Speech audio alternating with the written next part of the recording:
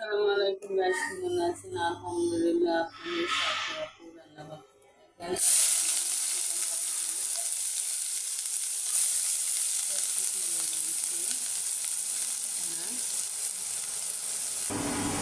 এই যে দেখেন আমার পেস্টটা বাদামি কালার হয়ে গেছে।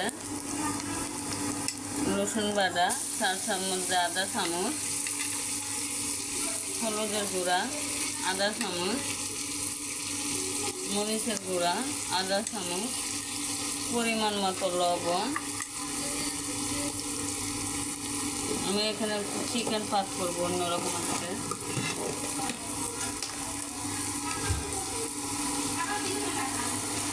আদা বাটা 4 চামচ, আদা চামচ, সব মশলা আমি কষায় নিচ্ছি ভালো করে।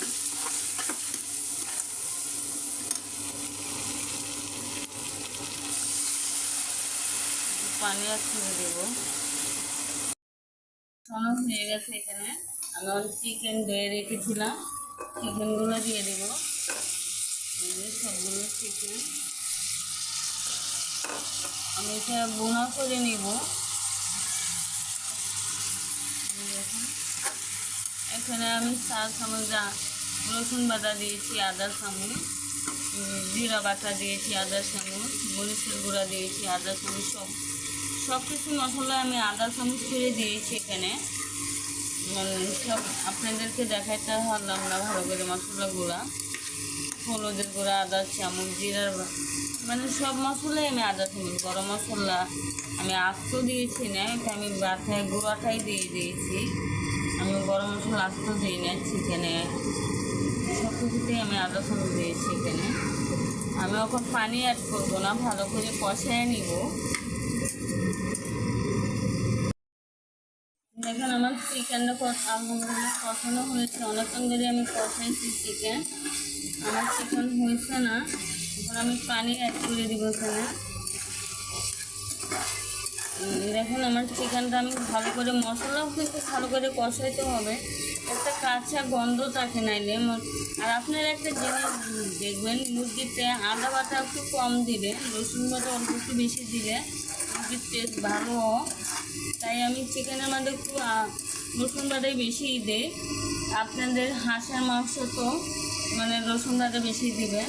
দেখেন আমার কষানো হওয়ার পরে অল্প একটু আমি পানি অ্যাড করে দিয়েছি। আমি 10 মিনিট এটা আমি এখন ঝাল দিয়ে দিব। দেখেন আমি পানি করে দিয়েছি। দেখেন আপনারা যে জিনিসটা করবেন, রসুনটা যদি আপনারা বেশি দেন। অনেকে গ্রামের বাড়িতে মুরগিটা আদা বাটা খাই না, রসুন বাটা দিয়েই পাক করে, কিন্তু অনেক মজা লাগে। আমি খুলনাতে গিয়েছিলাম, খুলনাতে গিয়েছিলাম আমি এখানে দেখেছি চিকেন পাক করছে, এখানে আদা বাটা একদম খাইছে না, রসুন বাটাই দিয়েছে। এখানে আমি একটু গরম মশলা গুঁড়া দিয়ে দিব। আমার চিকেনটা আমি 10 মিনিট তখন আমি ঝাল দিয়ে নিয়ে নিব। আমার চিকেনটা বোনা হয়ে গেছে, অলরেডি সিদ্ধ হয়ে গেছে চিকেন। আমি একটু গরম মশলা গুঁড়া দিয়ে দিয়েছি এখানে। দেখেন আলহামদুলিল্লাহ আমার কত সুন্দর হয়েছে চিকেন। তা এখন আমি 10 মিনিট আমি একটু ফুটায় নেব, ঢাকনা দিয়ে রেখে দিব। 10 মিনিট পরে আসবো আমি আবার। আমার চিকেনটা বোনাটা হয়ে গেছে আলহামদুলিল্লাহ, কত সুন্দর হয়েছে চিকেন বোনা। চিকেনটা একদম ভাঙছে না, আস্তে আস্তে নিয়ে গেছে। এই যে দেখেন, অনেকে চিকেন পাক করে, হারুমের মুরগি পাক করে, ব্রয়লার মুরগি পাক করে একদম ভেঙে জায়গা। আমার একদম ভাঙছে না, আস্তে আস্তে নিয়েছি। আমার দেখেন, আমার মেয়ে মুরগি খায় এগুলো, আমরা কেউ খাই না হারুমের মুরগি।